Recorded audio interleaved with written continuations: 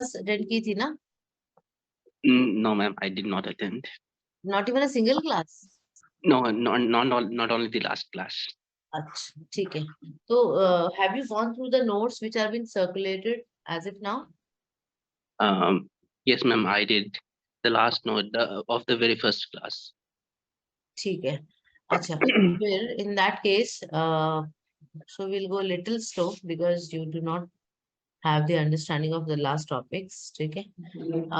But first, what I want you to go through this ERP system work.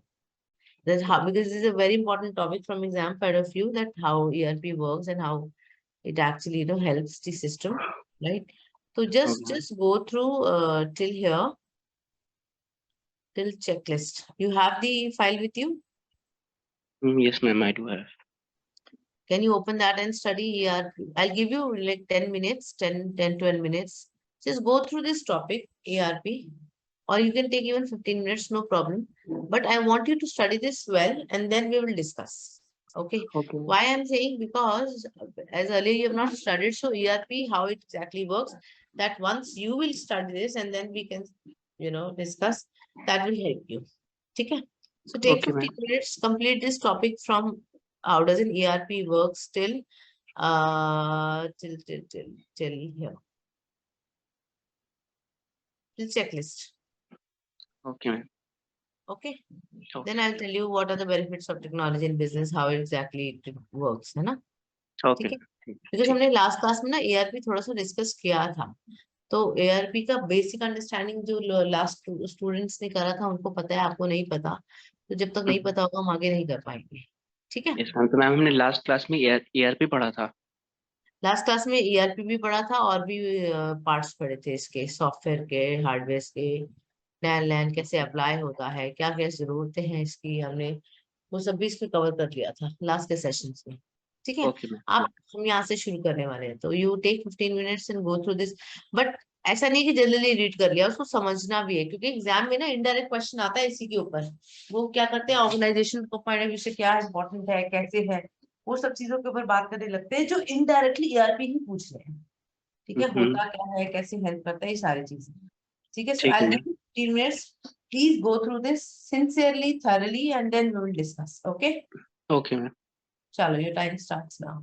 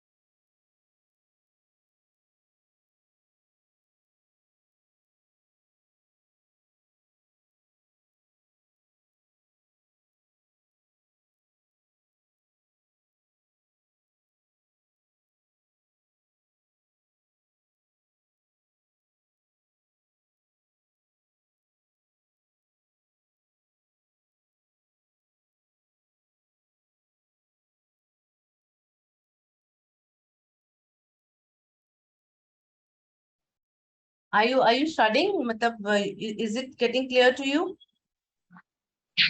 Yes, ma'am. हाँ Yes, ma'am. ठीक है ठीक है, because ये ना ये एग्जाम से इसमें ना मोटा मोटा एक क्वेश्चन आ जाता है। ठीक है, आप जी। उसको कंटिन्यू करो, मैं उसके बाद एक्सप्लेन करती हूँ आपको, सारे इंपॉर्टेंट है।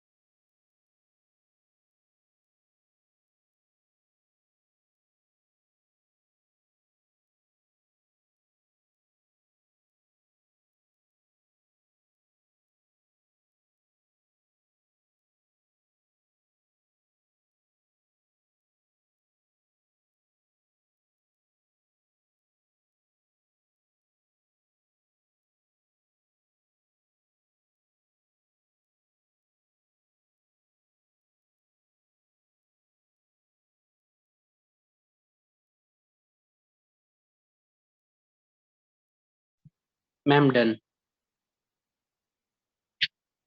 पूरा यहाँ तक grow a business in all everything you have done? Yes, ma'am. Okay ठीक है, तो लेट्स डिस्कस दिस। अच्छा, क्या क्या है ERP? What do you understand by ERP?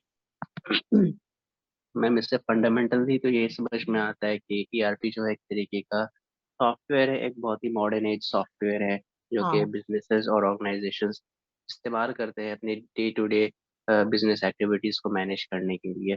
जैसे हम्म। कि इसके अंदर एग्जांपल दिया गया है एचआर का, फाइनेंस का, सप्लाई हम्म। चेन का, इन हम्म। सब चीज़ों का। हम्म। और जो मेन पर्पस है ईआरपी का वो मेनली है कि किसी भी ऑर्गेनाइजेशन की एफिशिएंसी को और स्केलेबिलिटी को इन्हेंस किया जाए।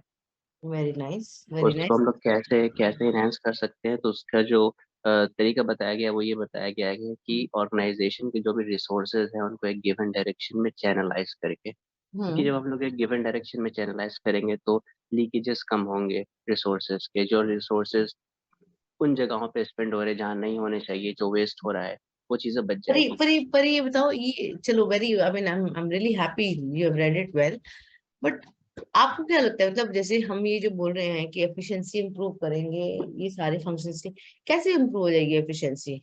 जो लीकेजेस मैम आप कह रहे हो कि आप आइडेंटिफाई कैसे करोगे, आइडेंटिफाई सॉफ्टवेयर के through? मतलब सॉफ्टवेयर सॉफ्टवेयर उसमें ऐसा क्या रोल प्ले कर रहा है wherein you are able to identify these kind of leakages, you're able to work on the efficiency of the organization? How do you do that? Data analytics. Data analysis. Ma'am ma'am क्योंकि अलग अलग departments के data को हम लोग जब एक साथ कलेक्ट करेंगे और कंपेयर करेंगे जैसा कि इसके अंदर हाँ, बताया गया है तो उससे हमें पता चलेगा। एग्जैक्टली। सो जो जो मेन जो बेसिक फंक्शन है ना, जो इम्पोर्टेंट फंक्शन है वो ईआरपी का, वो है इंटीग्रेशन का। Okay ma'am. ठीक है, आप ओके। डिफरेंट डिपार्टमेंट्स को या डिफरेंट मॉड्यूल्स को इंटीग्रेट करते हो और उसके बाद एक ऐसा मॉड्यूल बनाते हो जो आपकी ऑर्गेनाइजेशन के हिसाब से काम करे। फॉर एग्जाम्पल, आपका एक हॉस्पिटल है, तो हॉस्पिटल का जो मेन पर्पस है जिसको उसको एफिशिएंसी पे काम करना है, एफिकेसी पे काम करना है, ऑप्टिमम यूटिलाइजेशन पे काम करना है, फंड मैनेजमेंट पे काम करना है, वो क्या है? What is the main objective of any hospital? Main objective तो मैम प्रॉफिट ही होता है। प्रॉफिट होता है through through what? Customer retention. Customer customer. retention. And who are the customers for hospital? Patients. Patients. Now, that means indirectly अगर हम बात करें, to serve the patients in a yes best ma'am. way and to yes get ma'am. the maximum benefit out of it for the organization also. Correct? Yes. Yes. लेकिन लेकिन क्या ये same objective अगर मैं बोलूँ कि किसी कोई इंश्योरेंस कंपनी है या फाइनेंस कंपनी है ना, वो वो उसका भी ऑब्जेक्टिव सेम होगा? For yes ma'am. Example finance company है, उसका ऑब्जेक्टिव सेम होगा हॉस्पिटल की तरह? नहीं मैम सेम तो क्या होगा मैम जितने भी बिजनेस तो उनका कोर तो सेम ही है कि प्रॉफिट हो चाहे वो उनका कस्टमर बेस जो भी हो। हाँ, लेकिन जो पर्पस है वो तो अलग रहेगा ना। पर्पस दैट मीन देखो, कोई भी बिजनेस का जो मेन पर्पस होता है वो तो प्रॉफिट कमाना ही होता है, लेकिन उसमें भी एक लेवल्स है ना। जैसे अब हॉस्पिटल की बात करें, वहां पे आप, because you are dealing with the health of the people, you are dealing with life of the people, correct? Yes correct. So in that case, you have to be extra cautious while dealing with people, while dealing with the patients. But when you yes. talk about the finance, वहां पे you are dealing with money, not with people. Yes क्योंकि ma'am. लोगों का पैसा आपके आपके funds में या आपके प्लान्स में लगा हुआ है, जो आपको उनको जो आपको उनको क्या करना है, आपको उनको उस पर कमा के देना है, correct? But yes. you are not dealing with the critical part of people, you're not dealing with the life of the people, but at the same time of course you are dealing with the very important part of people, which is money, right? क्योंकि लोगों की yes. Hard earn की हुई money आपके plans में लगी हुई होती है, wherein you are assuring them the return, and then वो आपको उनको टाइमली देना होता है, करेक्ट? तो आपको उनका करेक्ट। पैसा बेस्ट वे में यूटिलाइज करना है। अब वो सारी यूटिलाइजेशन के लिए, बेस्ट वे में यूटिलाइजेशन के लिए आप उनके पैसे पे अलग अलग प्लान्स, अलग अलग इन्वेस्टमेंट्स और अलग अलग ऑप्शंस में इन्वेस्ट करते हो। लेकिन अगर हॉस्पिटल की बात करें, अब अगर मैं कहूँ कि सेम ईआरपी जो हॉस्पिटल वाली है, मैं फाइनेंस में भी लगा लूं, अपनी फाइनेंस कंपनी में भी लगा लूं, चल जाएगा क्या? No ma'am. क्यों नहीं चलेगा? वहां भी मैम तो प्रॉफिट कमा रहे हैं। मैम दोनों का structural organisation vision mission exactly exactly. दोनों गोल्स के अलग है। फंक्शंस अलग हैं, दोनों के काम करने के तरीके अलग हैं, और दोनों के जो अलग अलग डिपार्टमेंट्स है ना, उनकी फंक्शनैलिटी भी अलग है, yes right? Ma'am. Size of the organisation, structure of the organisation, then वहां पे जो हमारे रिसोर्सेज अप्लाइड हैं। जैसे अगर हम फाइनेंस में बात करें, तो फाइनेंस में हमारे पास शायद लोग लिमिटेड है, लेकिन वो हाईली स्किल्ड है, right? Yes ma'am. Dealing with the money, so they are well qualified, उनकी सैलरी भी बहुत हाई है ना? उनको मोटिवेशन भी आपको हाई रखना पड़ेगा, बिकॉज अगर वो कहीं भी लेथार्जिक होते हैं, मायूस होते हैं, डिप्रेस होते हैं, उनके क्योंकि because they are working on the planning, they are working on the strategies, they are working on the different options, वहां पर उनका काम एंड कंपोज होना बहुत जरूरी है, right? Yes ma'am.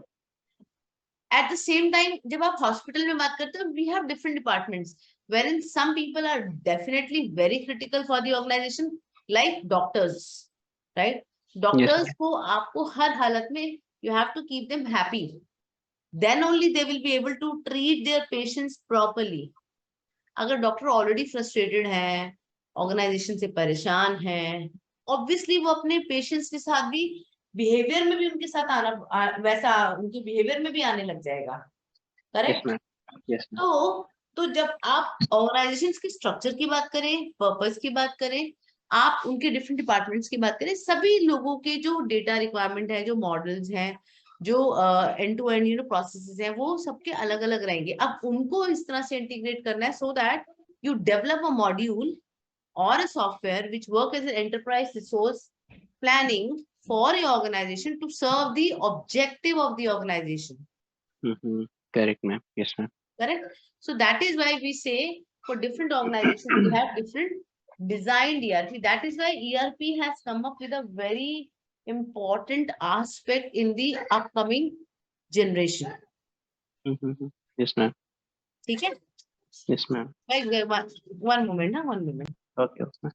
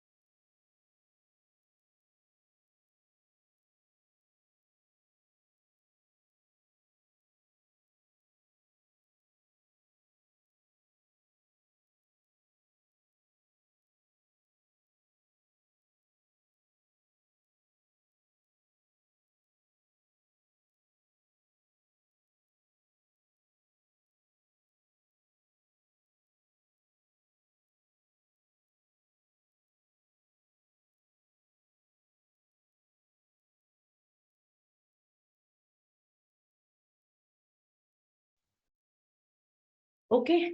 Now, when we say the application or the working of the ERP, यहाँ तक clearly समझ में आया? What is your name? Abdal. Abdul, sorry, Abdal. So, अच्छा, Abdal, okay. Yes Abdal, ma'am, यहाँ तक समझ में आया कि हमारा ERP exactly है क्या? Yes ma'am. मैम बस एक क्वेरी है। हाँ, आपने बताया कि इसका मेन पर्पस इंटीग्रेशन है। इंटीग्रेशन उस वे में कि आपका जो पर्पस है ऑर्गेनाइजेशन का, है ना, ऑब्जेक्टिव, वो बेस्ट वे में सर्व हो. तो मैम ये ऑर्गेनाइजेशन के डिफरेंट डिपार्टमेंट्स को आपस में इंटीग्रेट करता है। Exactly. Okay okay ma'am, got it. है ना? हाँ. अच्छा, क्योंकि देखो, अब देखो, जैसे फॉर एग्जाम्पल आपने कभी एसएपी का नाम सुना है? यस मैम, नाम सुना है। टैब भी बोलते हैं कई लोग उसको, यस वैसे मैम, एसएपी टैब भी बोलना चाहिए. बोलते हैं। That's a right way of calling it. Yes SAP ma'am. में क्या है कि जैसे फॉर एग्जाम्पल मैं टैक्स में, for example I am working on some payments, ठीक है, हम्म और वहां पे जब पेमेंट्स हो रही हैं तो उसमें टैक्स का डिडक्शन ऑटोमेटिक है सिस्टम के अंदर, फॉर एग्जाम्पल. पर वो ओके। जो टैक्स कौन सा अप्लाई हो रहा है, किस किस सिचुएशन में कौन कौन सा अप्लाई होना है, उसका जो इंटीग्रेशन डाले, उसका जो फंक्शन वाला जो एंट्री डालेंगे वो टैक्स डिपार्टमेंट वाले डालेंगे, राइट? Yes ma'am. बट उसका एप्लीकेशन मेरे पेमेंट्स पे है, क्योंकि मेरी जो मैं अमाउंट जो पे करूंगी वो टैक्स काटने के बाद करूंगी. Yes ma'am. मैंने यहाँ से पेमेंट एंटर किया, वहां से उन्होंने टैक्स एंटर किया, टैक्स डिडक्ट होने के बाद ऑटोमेटिकली रिडक्शन होने के बाद पेमेंट्स हो गई. हम्म ठीक है? तो आप ये यस इंटीग्रेशन समझ रहे हो, दोनों दोनों दोनों लोगों का, ये दोनों फंक्शंस का, यस मैम। दोनों डिपार्टमेंट्स का भी कह सकते हैं उसको, राइट? तो यस मैम। एसएपी क्या करेगा? एसएपी मुझे मेरी विंडो दिखाएगा, मैं एक पर्टिकुलर टी कोड के साथ जब एंटर करूंगी, मुझे जो दिखाएगा वो दिखाएगा मेरा वाला काम, ठीक है? Yes tax ma'am. वाले को दिखाएगा टैक्स वाले का काम. फिर दोनों का जो वो उस वर्किंग हो जाएगी, उसके बाद जो फाइनल आउटपुट निकलेगा वो दिखेगा पेमेंट वाले को. ओके। आप समझ गए? तो यानी कि मेरी जो ऑर्गेनाइजेशन का काम है एंड टू एंड प्रोसेसिंग करके पे करना विथ प्रॉपर डिडक्शंस, वो सब हो रहा है. यस मैम, तो मैम एसएपी भी एक ईआरपी हुआ। हाँ. ओके, तो हम ऐसे इसमें आप आपका डिफरेंट डिपार्टमेंट्स को कैसे कोऑर्डिनेट किया? डिफरेंट डिपार्टमेंट से ऐसे कोऑर्डिनेट किया ना. देखो, चलो मैं आपको एक दिखाती हूँ, आज एक एसएपी दिखाती हूँ आपको. लॉग इन करना पड़ेगा उसके लिए. Let me try if that happens. Otherwise मैं आपको लाइव दिखाती हूँ अपना SCP। Okay ma'am. 1 मोमेंट ना, अगर ये लॉगिन हो जाता है तो।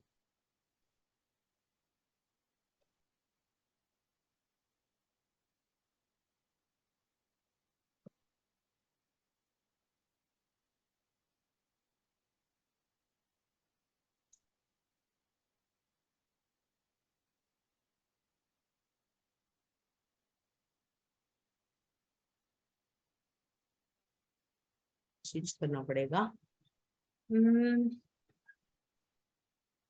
Late me show you.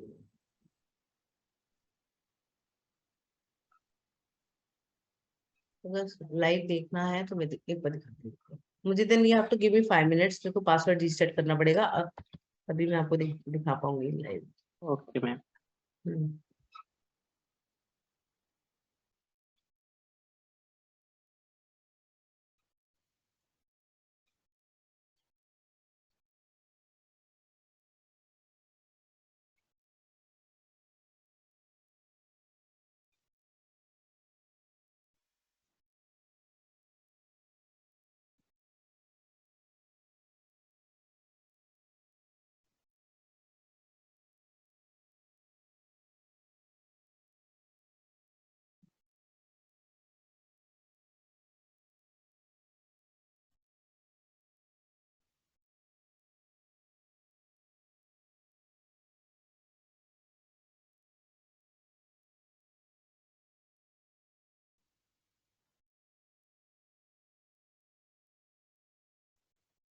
Let me see if it works.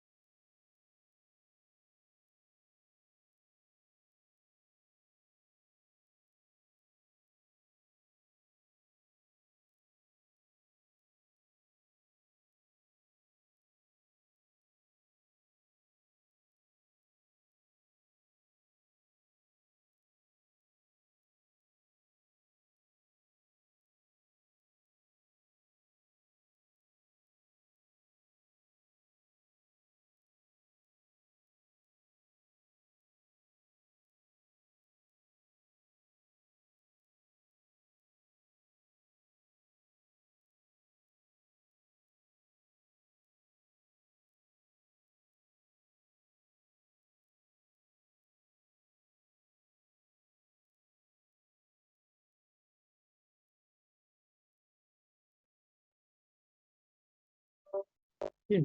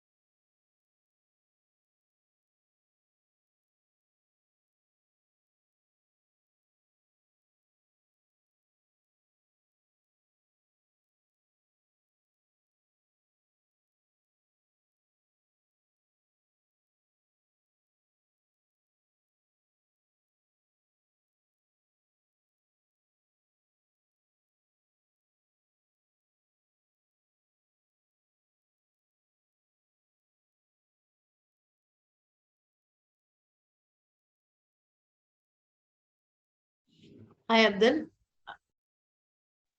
Hello ma'am. Abdul sorry, actually वो बीच में ना डिस्कनेक्ट हो रहा है। एक्चुअली मैं जब वो क्लाइंट साइड पे जा रही हूँ ना, तो फिर ये क्लोज हो रहा है। मैंने फिर भी स्क्रीनशॉट निकाल लिया है इसके लिए ना। अभी दिखाती हूँ कोई आपको। नहीं मैम, कोई नहीं। मैं आपको दिखाती हूँ। नहीं, आई अंडरस्टैंड, थोड़ा सा लाइव देखने से बहुत हेल्प मिलती है। Yes ma'am. आपके आपके काम आएगा काफी।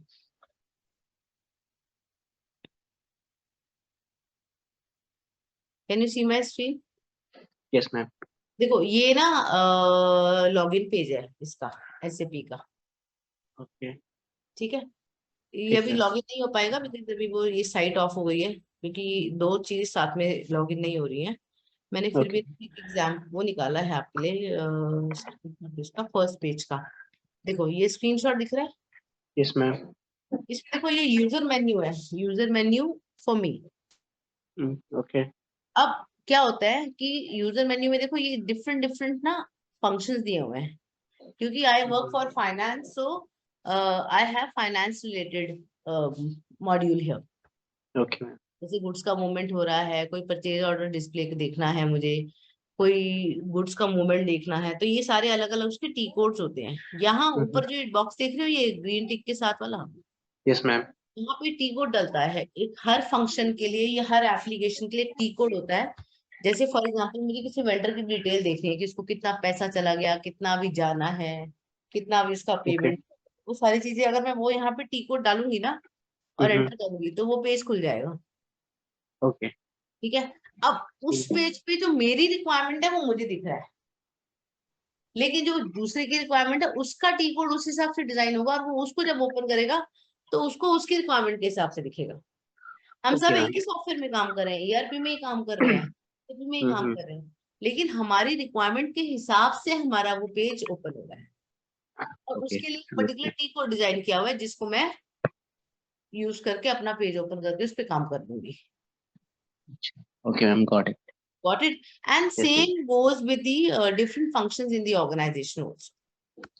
तो मैम अगर इस हिसाब से देखा जाए तो फिर जो एसएपी है वो एक बड़े से सॉफ्टवेयर का एक छोटा सा पार्ट है। Exactly, एसएपी बहुत महंगा होता है, बहुत महंगा। हर चलिए। ऑर्गेनाइजेशन उसको अफोर्ड भी नहीं कर सकती। तो एसएपी खुद में तो एक बहुत बड़ा सॉफ्टवेयर है, बट उसमें different different different different modules design होते हैं जो डिफरेंट डिफरेंट ऑर्गेनाइजेशंस को बेचे जाते हैं उनके बिजनेस के हिसाब से। लेकिन अगर आप छोटी छोटी ऑर्गेनाइजेशंस की बात करो ना, वो लोग नहीं अफोर्ड कर सकते इसको, ओके। क्योंकि हाँ। ऐसा नहीं है कि एक बार आपने ले लिया छुट्टी। हम्म। इसमें इसमें आपको मतलब यू कीप ऑन अपडेटिंग, मॉड्यूलेशंस भी होते हैं, देन धीरे धीरे रिक्वायरमेंट्स के हिसाब से चेंजेस भी होते हैं, फिर उसको मेंटेन भी करना होता है। ये भी इम्पोर्टेंट हम्म। पार्ट है। Okay okay ma'am. क्योंकि जैसे कभी तो कभी मैम ऐसे भी, हाँ मैम ये पूछो। जो सीआरएम टेक्नोलॉजीज होती है, कस्टमर रिलेशनशिप मैनेजमेंट टेक्नोलॉजीज, तो हम्म, मैम ये अपने आप में ईआरपी हुए या फिर ये ईआरपी का पार्ट है? जो कस्टमर, देखो कस्टमर रिलेशनशिप मैनेजमेंट एक एक सॉफ्टवेयर है, सीआरएम एक सॉफ्टवेयर है। इसमें। ठीक है। वो एक ईआरपी टेक्नोलॉजी है। अब उसमें जो आपका जो सीआरएम वो सबके लिए अलग अलग हो सकता है। जैसे अगर सेल्स वाला है तो सेल्स वाले के लिए अलग, अगर अगर फाइनेंस वाला है तो फाइनेंस वाले के लिए, अगर एचआर वाला है तो एचआर वाले के लिए अलग। तो ये सबके लिए अलग अलग होता है ये। Okay ma'am. समझ में आया? हम्म। कस्टमर देखो, सीआरएम जो बात करें, सीआरएम खुद में एक सॉफ्टवेयर है। ठीक है, ओके। सॉफ्टवेयर है, एक टेक्नोलॉजी है। पर उस सीआरएम के अंदर different different modules, different different functions, different different versions होते हैं जो एज पर दी ऑर्गेनाइजेशन होते हैं। मैम वो तो समझ गया, वो तो समझ गया, लेकिन मैम मैं ये पूछ रहा हूँ कि ये ईआरपी का पार्ट होंगे सीआरएम या फिर ईआरपी से डिफरेंट होंगे? नहीं, ये काइंड ऑफ ईआरपी ही है। ओके। ठीक है। जो ये आप सीआरएम बना रहे हो, एसएपी में भी तो सीआरएम होता ही है ना, कस्टमर। हम्म। अब एसएपी आपने फाइनेंस वाला देख लिया, ऐसे एचआर वाले लोग हैं, वो अपने एचआर को रिटेंशन के लिए जो प्रोग्राम पॉलिसीज मॉड्यूल्स बनाते हैं या ट्रेनिंग मॉड्यूल्स बनाते हैं, डेवलपमेंट प्रोग्राम्स बनाते हैं, उसके ऊपर काम करते हैं, पेरोल हम्म। पे काम करते हैं, उसका उनको उसके हिसाब से एसएपी मिला होता है। तो that is yes ma'am. ERP only. देखो ईआरपी के अंदर ये जो एसएपी है, या आपका एक आता है ऑरिकल, है ना। यस मैम, सारे ओरेकल। ये, हाँ ये सारे ईआरपीज ही हैं, डिफरेंट ओके। ईआरपीज, ठीक है। जो as a whole is a technology, software technology which is a development part as per the new requirements of the businesses, समझ। ठीक है। पहले यस क्या होता था, अब जैसे पहले आपने पीओएस का नाम सुना है, पॉइंट ऑफ सेल, जो आप ये मैम, सुना है। मैकडोनल्ड्स और इन सब के पास जो छोटे छोटे वो जो बिल जनरेट कर रहे होते हैं ना, यस मैम। वो पीओएस पे कर रहे होते हैं, यस क्योंकि मैम। वहां पे उनका फंक्शन सिर्फ वो बिल जनरेट करने वाला है, एक छोटा सा फंक्शन है, उसके हिसाब से आपको एक सॉफ्टवेयर मिल गया। लेकिन अगर मैं पूरी एज एन ऑर्गेनाइजेशन बात करूं, तो वहां पे बिल जनरेशन नहीं है, वहां पे तो सारे काम है, यस सभी मैम। लोग कंप्यूटर पे काम कर रहे हैं। तो कंप्यूटर पे काम करने का मतलब क्या, सब अलग अलग हार्डवेयर पे, अलग अलग डेटाबेस पे थोड़ी ना काम कर रहे हैं, क्योंकि अगर ऐसा होने लगे तो फॉर एग्जांपल एचआर वाले ने एंट्री करी कि भैया मेरा ये नया एम्प्लॉय आया, उसकी इतनी सैलरी है, उतना इतना उसका एज है, इतने उसके बायोग्राफिक्स हैं, ये उसका लास्ट पैकेज रहा, ये उसकी क्वालिटी, अगर मैं वो सारी चीजें उसने डाल दी एक बार, now for example I am the one who is working on the training and development, ठीक है। तो मैं फिर से क्या डेटा डालने लगूंगी, रादर देन वो जो डेटा डाला हुआ है वो उसके ऊपर उसका डेटा निकाल के आई विल एनालाइज कि कहाँ कहाँ गैप्स हैं, जिनको पूरा करने के लिए मुझे ट्रेनिंग एंड डेवलपमेंट के मॉड्यूल्स डेवलप करने पड़ेंगे। तो आई विल सी फॉर कि क्वालिफिकेशंस में कितने लोग सेट बैठ रहे हैं, कितने लोग का एक्सपीरियंस है, जो लोग एक्सपीरियंस में कम है उनको अलग ट्रेनिंग एंड डेवलपमेंट प्रोग्राम्स में डाला जाए, जिनके पास क्वालिफिकेशन कम है उनको अलग से में डाला जाए। तो वो सारी चीजें डिजाइन करने के लिए, एनालाइज करने के लिए, मुझे डेटा ऑलरेडी सिस्टम में है, मैं वहां से उठाऊंगी ना। Yes ma'am. तो उसके लिए I will not go physically to that person asking that कि भैया उसके प्रिंट आउट्स निकाल दो या फाइल निकाल दो, रादर जो मेरे को टी कोड मिला होगा मैं उसमें डालूंगी, तो मेरे पास ऑटोमेटिकली वो जो सिस्टम के अंदर डेटा है वो सामने आ जाएगा। Correct correct. करेक्ट। तो जो ईआरपी के जो मॉड्यूल्स है ना, वो उसी तरह से डेवलप किए जाते हैं कि जो आपके डिपार्टमेंट का, आपकी ऑर्गेनाइजेशन का जो ऑब्जेक्टिव है उसके हिसाब से उसको पूरा कर लिया जाए। मैम समझ में क्लियर आया? हो गया, अब इट्स क्लियर। है ना। Yes ma'am. चलो, अब आई एम श्योर एग्जाम में अगर कुछ आता है तो आप बहुत अच्छे से लिख सकते हो, ठीक मैं है। ये भी जो आपने एग्जांपल दिया तो इससे इंटीग्रेशन काफी अच्छे से समझ में आ गया। हाँ हाँ, गुड। ओके। अब ईआरपी की बात करें तो ईआरपी सिस्टम जो typically cover all aspects of business operations and commonly provide integrated system, जो मैंने बात बताई आपको, कॉमन डेटाबेस, वो एचआर वाले एग्जांपल से समझ में आ गया। Yes real ma'am. Time operation, real time operation में आप सिस्टम में जाके रियल टाइम काम कर रहे हो, it's not that you are working on any past data या हिस्टोरिक डेटा पे। आपका करंट डेटा जो आपके उसने एचआर वाले ने एंट्री कर रही है, आप उस पे काम कर रहे हो, आप उस पे एनालिसिस कर रहे हो, that means you are working on the real time database, real time operations, ठीक है। Yes ma'am. करेक्ट है यहाँ से। देन ईआरपी जो है आपका, वो अलग अलग एप्लीकेशंस और अलग अलग कंपोनेंट्स को सपोर्ट करता है through integration, to data data management, to data management support system, through different reports, through analytics and all this, ठीक है। क्लियर यहाँ तक point. Yes then ma'am. important, again very important, common user interface across applications. वो common user interface कैसे हुआ, आपने जो data डाला उस पे मैंने काम किया और डुप्लीकेसी को रिड्यूस किया, ठीक है। Then yes on ma'am. Premise, cloud hosted, SaaS deployment, ये सारी चीजें, ये सारी फंक्शनैलिटी आपकी ईआरपी में इनेबल्ड होती हैं। Okay ma'am. क्लाउड होस्टिंग क्या है, अब जैसे मैं घर से बैठ के भी एसएपी में लॉग इन करके सारा काम कर रही हूँ, मैं लंदन चली जाऊँ वहां से भी कर सकती हूँ, मैं जर्मनी चली जाऊँ तब भी कर सकती हूँ। Yes ma'am. मैं कोई एक कोई कोई किसी तरह का मॉडम या किसी तरह का मेरे को हार्डवेयर नहीं कैरी करना पड़ा, मेरा लैपटॉप ओपन किया, वाईफाई से कनेक्ट किया, I am automatically connected to my organization through the ERP. हम सेंट्रल डेटा स्टोरेज को एक्सेस करना। सेंट्रल डेटा स्टोरेज को एक्सेस कर सकते हैं, ठीक है, एक्सेस कर सकते हैं, प्लस उसको प्रोसेस कर सकते हैं, ओके मैम। ठीक है। Yes. So it has the ability to collect and compare matrix across departments and provide a number of different reports based on roles or specific user preferences. And the data collected makes finding and reporting on data faster and gives a complete view of business performance with complete insights on how resources are being spent. Yes. है ना, क्योंकि different reports बना रहे हैं हम, कैसे resources को utilise किया जा रहा है, वो सारी फंक्शनैलिटी हमारे ईआरपी हमें एनेबल करके देता है। आप सोच के देखो कि ईआरपी कितना इंपॉर्टेंट पार्ट है, यस कितना मैम। बड़ा रोल प्ले कर रहा है। पहले क्या होता था, बहुत चीजें जो है वो मैनुअल होती थी, ईआरपी ने इतना ऑटोमेट कर दिया है चीजों को कि वन क्लिक पे आपको चीजें निकल के आती हैं, करेक्ट। है ना। और सबसे इंपॉर्टेंट चीज की डिफरेंट डिफरेंट डेटाबेस नहीं बनाने पड़ते, डिफरेंट डिफरेंट स्प्रेडशीट या एक्सेल शीट्स नहीं बनानी पड़ती। स्प्रेडशीट पता है क्या होती है? यस मैम, हम लोग बनाते हैं। हाँ, है ना। तो ये जितना भी ईआरपी है ना, आपके इस डेटा को कंबाइन कर देता है, नई नई रिपोर्ट्स बना देता है, ऑटोमेशन लेके आ जाता है, जिसकी वजह से बिजनेस डिसीजंस लेना बहुत आसान पड़ जाता है। करेक्ट। करेक्ट है ना। ओके, अब ये benefits in business value of ERP, अगर ये आपको एग्जाम में लिखने के लिए आता है तो you have all these points, like आपकी कॉस्ट सेव होगी, यस आपकी मैम। आरओआई एफिशिएंसी बढ़ेगी। क्या होता है ROI efficiency? Return of investment, जो हमने रिटर्न ऑन इन्वेस्ट किया उससे हम इन्वेस्टमेंट, लोग को हाँ, कितना रिटर्न मिल रहा है। very nice. So that you get not only in terms of money but also in terms of the efficiency and the working of the people. Yes भाई मैम। 4 लोग हैं, आपने उनको ट्रेन किया, ठीक है। अब वो सॉफ्टवेयर पे इतना ट्रेन हो गए हैं, एपी पे इतना ट्रेन हो गए हैं, वो फटाक फटाक फटाक रिपोर्ट निकाल के देते हैं, आपको नंबर्स प्रेजेंट कर देते हैं, जिसकी वजह से आप ये समझ पाते हो कि बिजनेस आपका किस पोजीशन में है, एंड अकॉर्डिंगली क्या डिसीजंस लेने होंगे, यस मैम। है ना। देन इम्प्रूव बिजनेस इनसाइट, अब ये कैसे है बताओ? मैम वही है, ये जो अलग अलग डिपार्टमेंट्स के डेटा को कंपेयर करके हम लोग को एक एनालिटिक्स मिलती है, उससे समझ हम्म, में आता है, फिर हम लोग हाँ डिसीजंस लेते हैं। हाँ, ये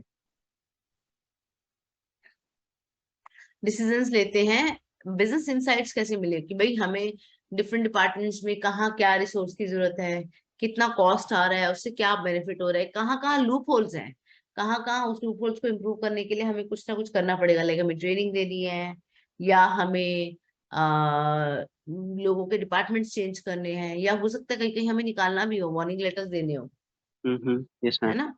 ठीक है, तो ये हमें बिजनेस इंसाइट्स मिलते हैं, प्लस हमें ये भी पता चलता है कि यार हमने, फॉर एग्जांपल हम फोकस करे थे, मैं for example I M in top management and I was focus, I mean I have forecasted 20% of growth in my business for this year, but now in the mid of first quarter or maybe in the end of the first quarter, what I see is my business is not growing up to 20%, it is growing only to probably 10%, 12%। तो फटाक से वहां पे जो मेरा 20% की forecasting थी ना, मुझे उसमें या तो मुझे उसका रिवाइज करना पड़ेगा, या तो और दूसरा तरीका क्या है कि भाई मेरे पास जो बिजनेस है उसमें मुझे 12% की ग्रोथ मिल रही है, मेरी 20% का ग्रोथ का एक्सपेक्टेशन था, जो 8% की जो मेरे को गैप दिख रहा है उसके रीजंस पे काम करना कि भाई ये क्यों यस मैम। है करेक्ट। ना। एंड हो सकता है वो जो मेरी फोरकास्टिंग वो बिल्कुल करेक्ट है, लेकिन जो 8% है वो due to the people of my organization वो गैप आ रहा है, लोग अपना काम अच्छे से नहीं कर रहे, लोग छुट्टियां बहुत ले रहे हैं, लोगों से कस्टमर रिटेन नहीं हो रहे, लोगों के बिहेवियर में प्रॉब्लम है। तो उन चीजों पे फिर मुझे काम करना है, उन चीजों पे फिर I will instruct my HR, my top management, my department heads to work on it so that I can close my growth at 20%, which was forecasted earlier. Correct correct. Correct? But yes ma'am. that you will get to know when you have some picture in front of you. Yes ma'am. And that you can get it from the different reports TRP. which you will getting from ERP. Okay ma'am. मतलब अब इसका देखो, सुनने में theory है लेकिन ये बहुत इंपॉर्टेंट चीज है, यस मैम। इसीलिए एग्जाम में भी इसके ऊपर ज्यादा क्वेश्चंस पूछे जाते हैं, इनडायरेक्टली बातें की जाती हैं इसके बारे में, बिकॉज ये बहुत इंपॉर्टेंट रोल प्ले करता है from organization point of view. Maybe today I don't know what level you're working for, but then as and when you grow, you progress in your organization. Obviously, when you start reaching to high level, therein you will have to take decisions strategically, yes ma'am. right? And for that strategic decisions, you will have to have the understanding of these important aspects of business, which will help you to sustain and grow and take firm decisions, yes ma'am.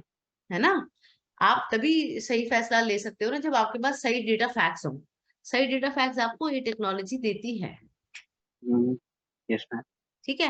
चलो ये तो आपने business insights का पढ़ लिया। अब हम बात करते हैं रेगुलेटरी कंप्लायंसेस के लिए। ऑब्वियसली कोई भी बिजनेस को चलाने के लिए कुछ सेट स्टैंडर्ड्स होते हैं, गवर्नमेंट के रूल रेगुलेशंस होते हैं, उसको फॉलो करना पड़ता है। Yes ma'am. Correct, correct. वो फॉलो करने के लिए यानी कि आपको जो कंप्लायंसेस मीट करने हैं, स्टैंडर्ड रेगुलेटरी स्टैंडर्ड्स मीट करने हैं, उसके लिए भी आपको यू हैव टू इंश्योर कि आपके बिजनेस के जितने कंप्लायंसेस रिक्वायरमेंट है वो टाइमली पूरे हो, मैम है ना। क्योंकि अगर वो पूरे नहीं होंगे तो क्या होगा? नोटिस आ जाएगा गवर्नमेंट की तरफ से, हाँ, और मेरा बिजनेस मैम बंद हो सकता है। बंद हो सकता है ना।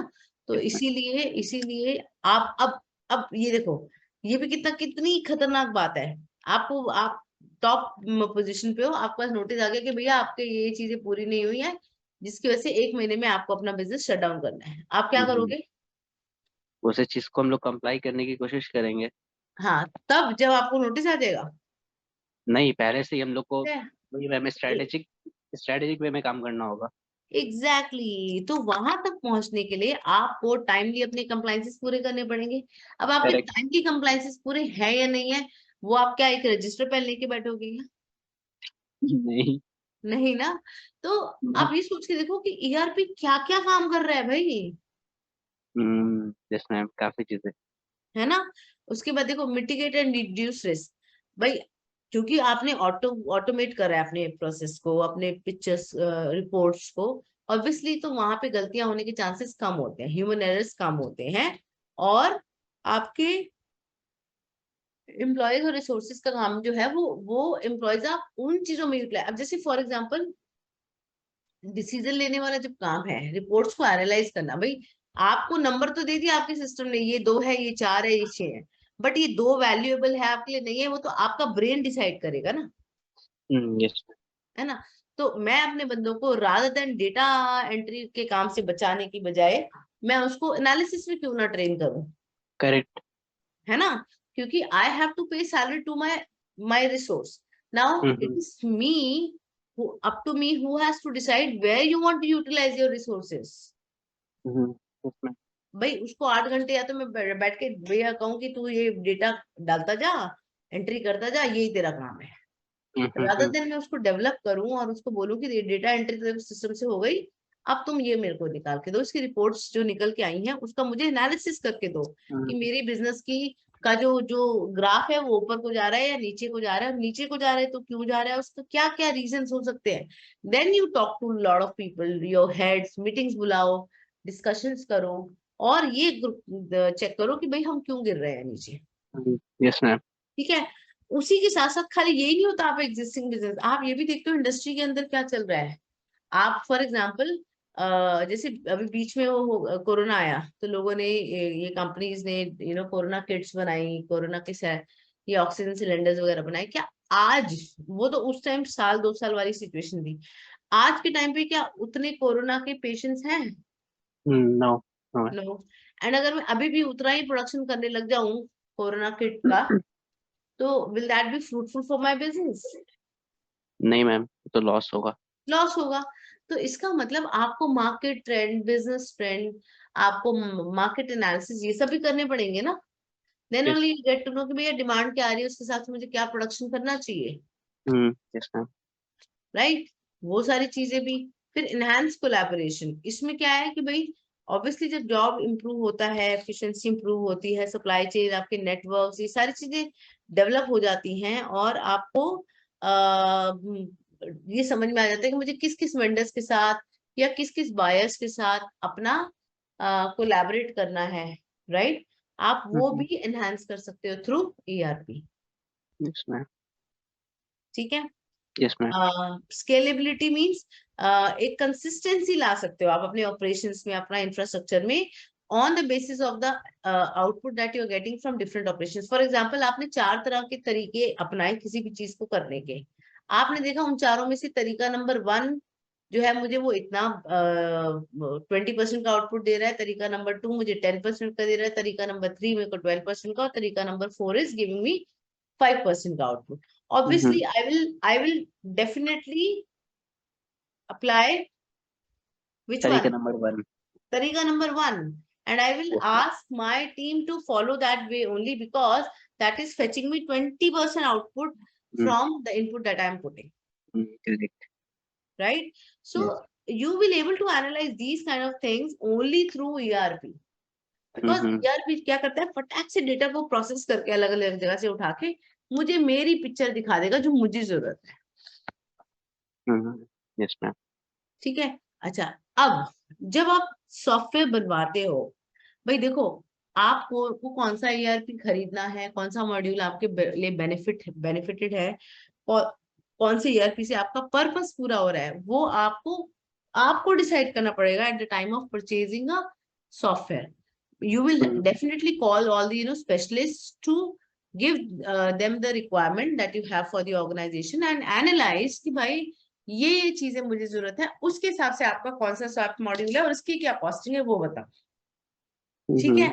और एक चीज और मैं बताऊं आपको अब्दुल, बहुत इंपॉर्टेंट पार्ट, कि ERP को मॉड्यूल को डिजाइन किया जाता है एज पर दी ऑर्गेनाइजेशंस.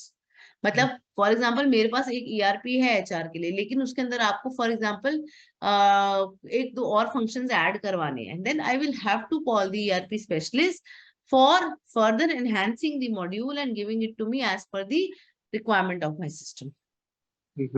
Okay ma'am. समझ आया? तो Yes, ये ma'am. सोच लो अपने आप में एक ये बहुत बड़ी उपलब्धि है यस मैम. किसी भी ma'am not only organization. Industry wise, हम लोग ये भी बोल सकते हैं कि सेम इंडस्ट्री में ऑर्गेनाइजेशन वाइज भी जो ERP का फॉर्मुलेशन और डिजाइनिंग रहती है वो डिफरेंट रहता है. हाँ. ओके. ठीक है. अब देखो, जो कॉमन बेसिक्स रहेंगे वो सेम रहेगा, पर जो फर्दर जिसको कहते हैं ना, अब जैसे कहेंगे फॉर एग्जांपल सिल्क का कपड़ा आप भी पहन रहे हो, मैं भी पहन रही हूँ, मेरी रिक्वायरमेंट के हिसाब से उसको काट कूट के मेरे को दे दिया जाए, आपकी रिक्वायरमेंट से उसको काट कूट के स्टिच करके दे दिया जाए. बेसिक कॉस्टिंग तो मेरी वही है, सारे फंक्शन इंटीग्रेशन, पर उसमें मुझे उसका मेरे को आउटपुट कैसा चाहिए, प्रेजेंटेशन क्या चाहिए, रिपोर्ट्स क्या चाहिए, क्या क्या ऑटोमेशन चाहिए, वो सब मेरा ERP के थ्रू, मेरा जो स्पेशलाइज रहेगा वो मुझे मिलेगा. गॉट. ठीक है. एंड यू हैव टू पे money, extra money for that also. So that is why these SAPs are very very costly, and that is why it is not I mean it cannot be afforded by every organization. Ma'am फिर small businesses इन्हें afford नहीं कर पाते होंगे. नहीं कर पाते उनको वो अफोर्ड, वो छोटे छोटे जैसे आपका टेली सॉफ्टवेयर है ना, या आपका कोई छोटा मोटा CRM खरीद लिया वो, या फिर कोई पर्टिकुलर एक छोटा सा सॉफ्टवेयर डिजाइन करवा लिया या POS ले लिया, है ना, इस तरह के सिस्टम्स पे काम करता है फिर वो. Okay. But not on these big ERPs और SAPs. Yes ma'am. ठीक है. जैसे ओरेकल है, पीपल सॉफ्ट है, आपका ये SAP है, ये महंगे महंगे आइटम है बहुत. Got it. सब लोगों को नहीं मिलते हैं और सब लोग इसमें काम, इसलिए अगर आपने देखा हो, अब मैं as already working in industry, SAP की जो ट्रेनिंग्स होती है वो भी बहुत महंगी मिलती है. अगर आप फॉर एग्जांपल कुछ पढ़ने के लिए बात करो और आप ट्राई करो ना किसी ऑर्गेनाइजेशन को, जो आपको ये SAP वगैरह सिखाएंगे, वो लोग बहुत पैसा लेते हैं उसका, लाखों में बात करते हैं. हाँ. तो मैम फिर ना कि इसकी कॉस्टिंग बल्कि इसमें जो हम लोगों को कंटिन्यूअसली इन्वेस्ट करना पड़ रहा है वो भी हाई है. वो भी हाई है. राइट. बट क्योंकि इसका यार देखो सिंपल है ना, इसका आउटपुट भी तो कितना फास्ट है, इससे आपके बिजनेस ग्रो करने के जो चांसेस है वो भी तो कितने फास्ट है, यस वो मैम. भी कितनी हाई है. Correct correct. मेरे मेरे घर में या मेरे बिजनेस में कोई गलत चीजें घुस गई और वो वहां से बिजनेस मेरा डूबता जा रहा है, मुझे पता भी ना चले, और यहाँ पे ERP मुझे वो हाईलाइट करके दे दी, तो मेरे लिए सोचो, मैं तो अपना बिजनेस बचा रही हूँ 100% ERP के थ्रू. सही बात है. सही बात. है ना. But that doesn't happen everywhere, right? So in SAPs has this, these kind of functionality as per the requirements. ठीक है. अच्छा, अब जब आप ERP सिलेक्ट करते हो कि मुझे कौन सी ERP चाहिए, कौन सी नहीं चाहिए, तो ये सारे मेरे जो है जो आपका क्वेश्चंस है उसको, या चेकलिस्ट जिसको बोलेंगे, उसको मैं एक बार चेक करूंगी कि भाई ये चीजें मेरी मीट हो रही है या नहीं हो रही है, तो मैं उसको फिर फर्दर अपनी रिक्वायरमेंट अपने स्पेशलिस्ट को बताती हूँ, राइट। यस एक मैम। बार आप पढ़ो इसको 5 मिनट लेके। मैम सेल्फ स्टडी करो, सेल्फ स्टडी 5 मिनट्स लो, इसको पढ़ो।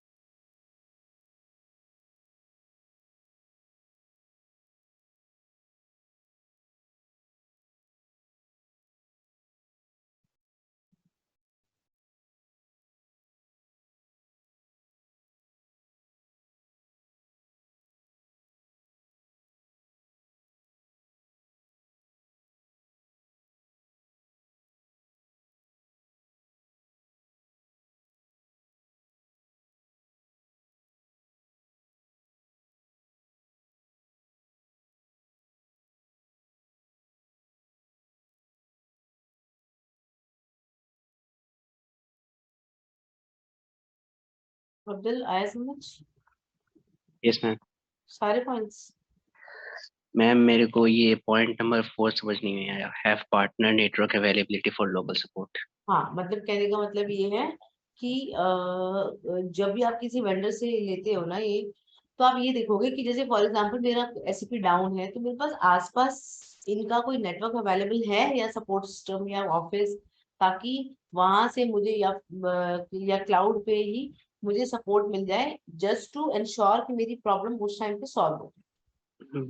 ओके समझ मैम। आया? जैसे सिस्टम डाउन हो गया, आप किसको पकड़ोगे आपके पास अगर एक्सपर्ट नहीं है तो? यस आप मैम। वेंडर से ही बात करोगे ना कि आपका कोई नेटवर्क या लोकल कोई सपोर्ट अवेलेबल है या नहीं है इसके लिए। Yes yes ma'am.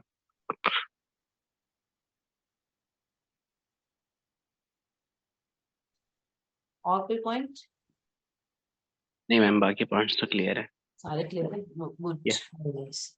तो आप मोटा मोटा आप इस पे लिख लोगे, राइट? Yes ma'am. ठीक है।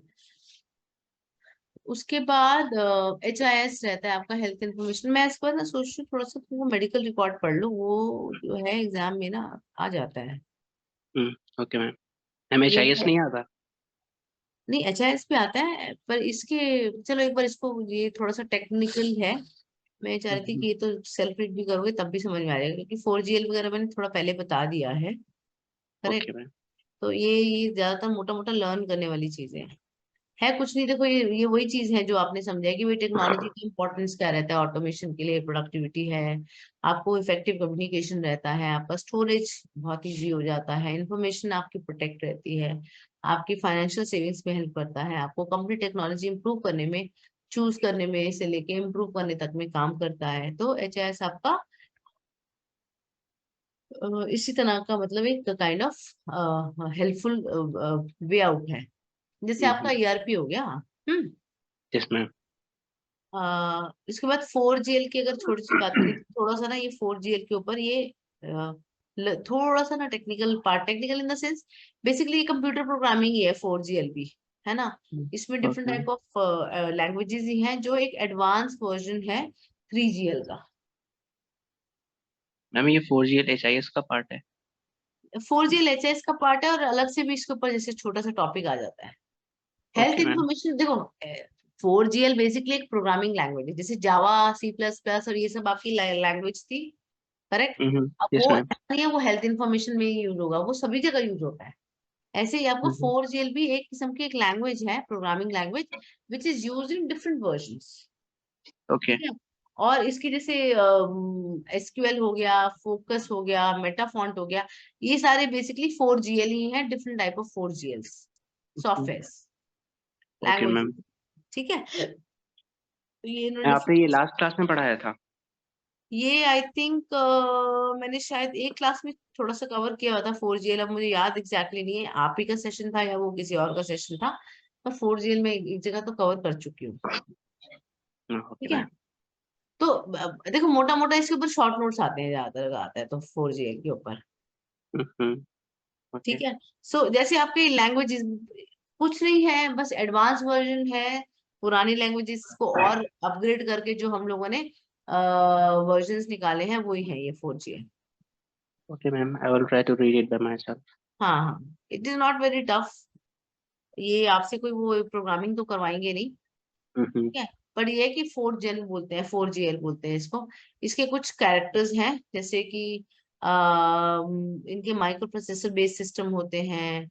उसके बाद ये VLSI सिस्टम यूज करते हैं, या VLSI सर्किट्स यूज करते हैं, जिसको वेरी लार्ज स्केल इंटीग्रेटेड बोला जाता है। सस्ते भी हो गए हैं, एक्यूरेट भी हो गए हैं, इनके वर्जन्स भी इम्प्रूव्ड हैं, ये सारी चीजें आपको इसमें मिल जाती हैं। ठीक है, जो पहले थोड़ा सा कम थी बट कम थी। ओके जैसे मैम। मोबाइल फोन्स की बात करें, हम तो पहले भी यूज करते थे ना कॉलिंग के लिए। अब उसमें एक्स्ट्रा वर्जन आपका वीडियो कॉल और ये सब चीजें ऐड हो गई हैं। नेट नेट ऐड कर दिया है, इंटरनेट यूज करना ऐड कर दिया, तो ये दिस इज एडिशनल और improve version of the mobile phone that we were using, correct. तो यस इसी तरह यस से मैम। आपका 4GL है, आपका SQL है, ये इस kind of new program language only, which is set of languages which is a new and the advance version. ठीक है। Okay ma'am. अच्छा, अब हेल्थ केयर इंडस्ट्री के लिए एक और इम्पोर्टेंट पार्ट आ जाता है इलेक्ट्रॉनिक मेडिकल रिकॉर्ड्स।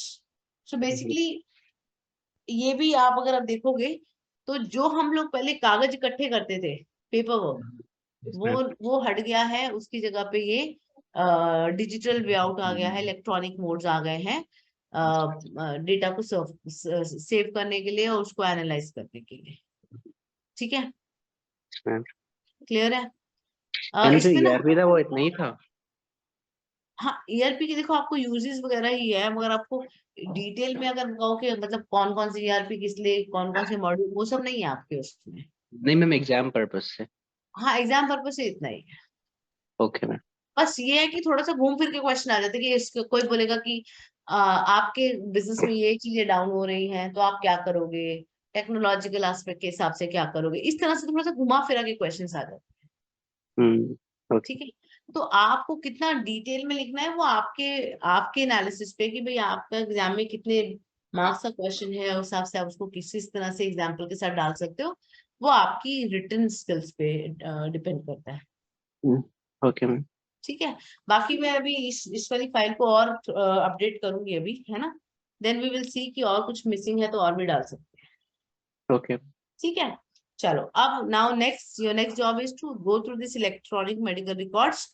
इसको इसका बेसिक्स पढ़ेंगे, यूज पढ़ेंगे इसका, अ, और उसके बाद हम लोग उसके थोड़ा सा बेनिफिट्स और बैरियर्स भी पढ़ेंगे। ठीक है, ओके मैम। तो सेल्फ रीड पे पहले स्टार्ट करेंगे हम, and then we will explain, so that आप एग्जाम के पॉइंट ऑफ व्यू से तैयार हो जाओ। Okay ma'am. I will give you how much, 10 minutes. हाँ, नो प्रॉब्लम। ठीक है, आपके पास है फाइल ये वाली? Yes ma'am. ठीक है, आप उसको यहाँ से इलेक्ट्रॉनिक मेडिकल रिकॉर्ड से लेके बस इतना ही पढ़ो पहले, फिर उसके बाद इस पे जाएंगे, बेनिफिट्स ठीक वेरिएबल्स पे। है। Okay ma'am. चलो ओके, उसके बाद मैं आपको आर्टिफिशियल इंटेलिजेंस भी पढ़ाऊंगी, वो और भी अच्छा है, वो भी और मोरलेस ऐसा ही है।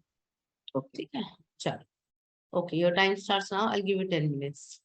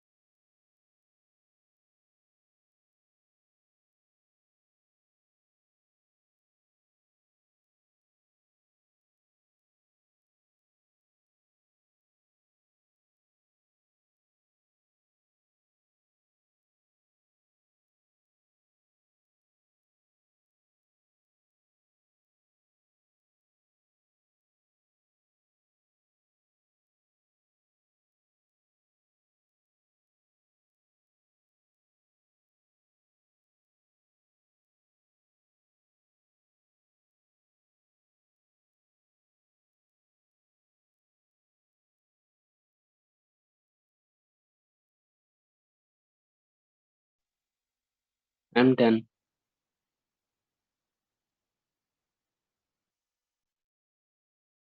ओके, ठीक है।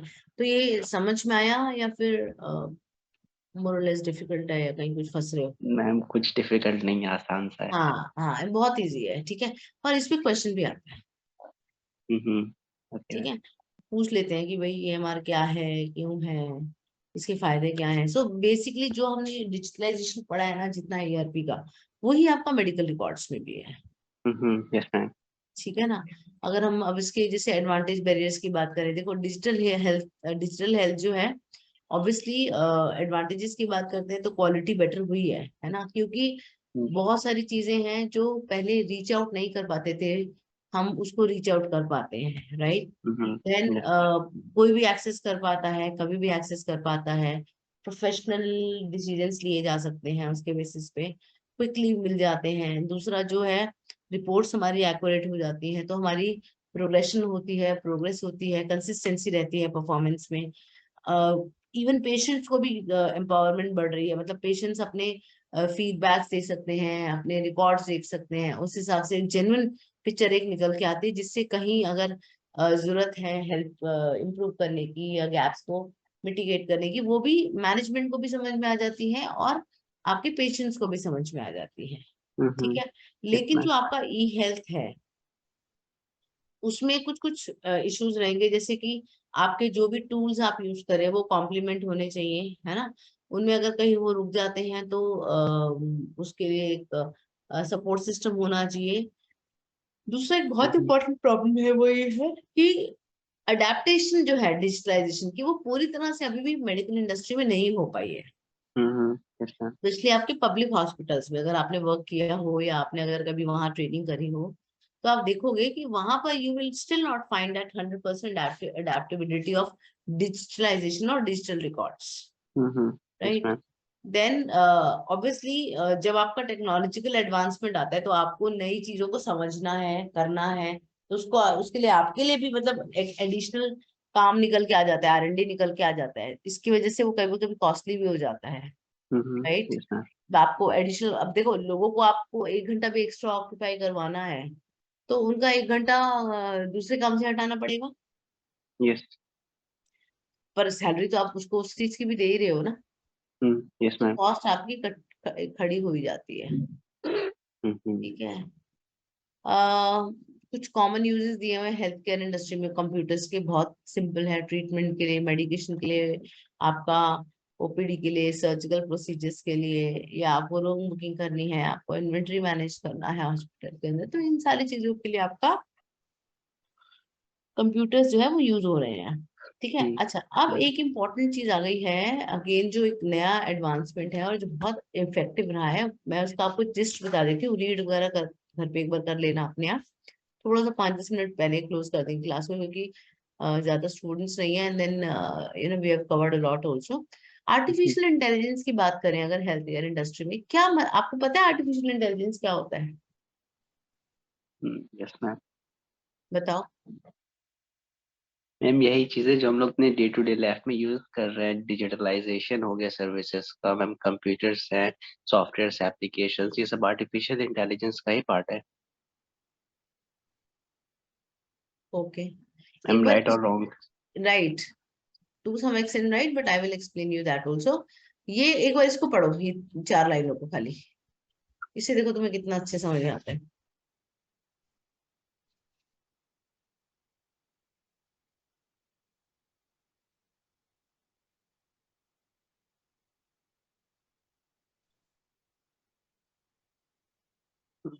Yes ma'am, got it. Okay, क्या समझ में आया इसमें अब्दुल? मैम आर्टिफिशियल इंटेलिजेंस यही है कि हम लोग मशीन लर्निंग को हेल्थ केयर इंडस्ट्री में यूज करें, जो ह्यूमन कॉग्निशन है उसको वो एक तरीके से इमिटेट करता है, मिमिक करता है डेटा के एनालिसिस में और उसको प्रेजेंट करने में। Correct, very nice. So artificial intelligence basically जो है वो हेल्थ केयर में ये टर्म यूज करी गई है, वो मशीन लर्निंग एल्गोरिथम और सॉफ्टवेयर को यूज किया गया। जैसे आप अभी जैसे अब आप बैंक्स में फोन करते हो कस्टमर केयर में, तो आपका शुरू शुरू में एग्जीक्यूटिव आ जाता है, फोन उठा लेता है, आपने कभी किया बैंक में call yes ma'am. Customer care पे? Yes ma'am. उसमें क्या होता है ना, अगर आपसे बात करता है सिस्टम कि इसमें बताओ आपको क्या प्रॉब्लम है, स्टेटमेंट दो, आप यस बता दो मैम। बैंकिंग का। उसके हिसाब से फिर आपको मूव करता है, फिर वो पूछता है यस और नो, फिर आपसे नंबर पूछता है ना। वो आपसे मशीन बात कर रही है, बट आप उसमें एक स्टेटमेंट वाइज भी आंसर दे रहे हो, तो भी उसके बाद आपको नेक्स्ट वाले सिस्टम पे ले जाती यस। है ना। तो बेसिकली जो भी मशीन्स हैं उसको यू नो उसका कॉग्निसिस किया जा रहा है ह्यूमन माइंड के साथ, ह्यूमन बींग्स के बिहेवियर के साथ, ताकि वो मशीन्स ह्यूमंस की तरह काम करें।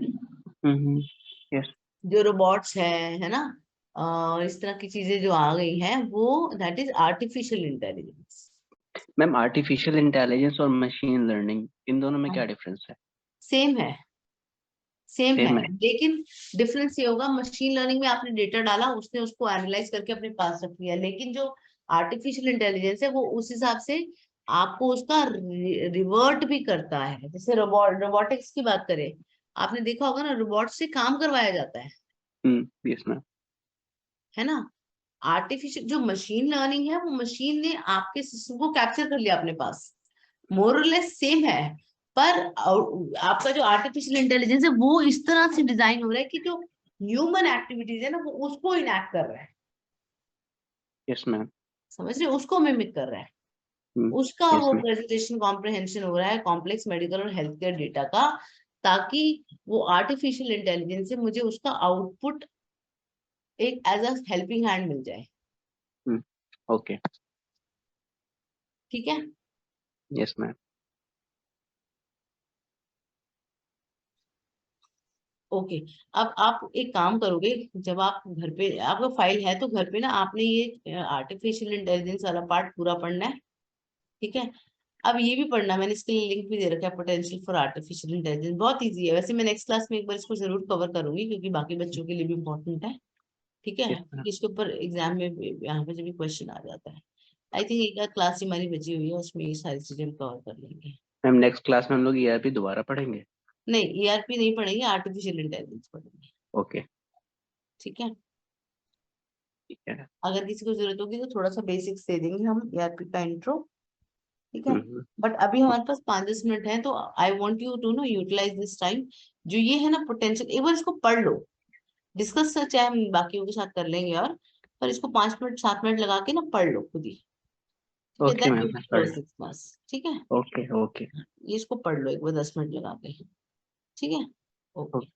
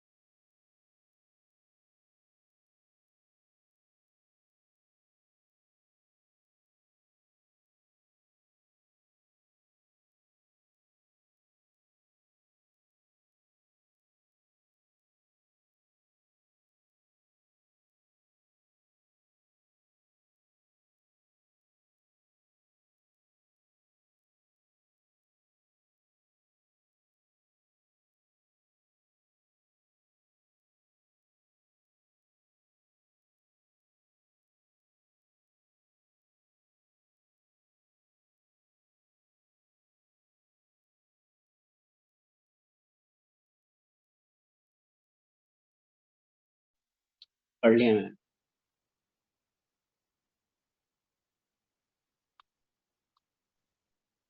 ओके ओके, कोई इशू है? नो। अब नहीं ना, तो इस नहीं। फाइल को थोड़ा सा कंप्लीट कर रहे हैं। नेक्स्ट क्लास में हम लोग जो बचा कुछ क्वेश्चंस कर रहे हैं वो सब निपटा लेंगे और बाकी सबके भी डाउट्स ले लेंगे। ठीक है, good to close. Yes, good to close. चलो okay, thank okay, you so thank you ma'am. Much, bye.